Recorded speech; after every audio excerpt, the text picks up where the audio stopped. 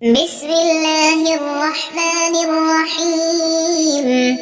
اللهم صل على سيدنا محمد وعلى آل سيدنا محمد صلاة تنجينا بها من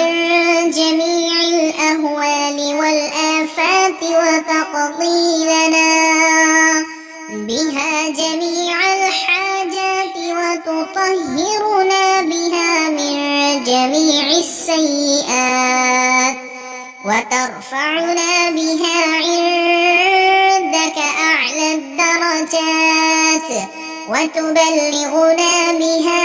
أقصى الغايات من جميع الخيرات في الحياة وبعد الممات إنك مجيب الدعوات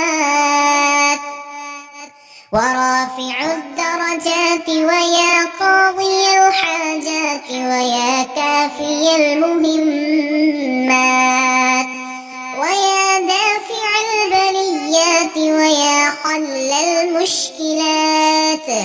أغثني أغثني أغثني يا إله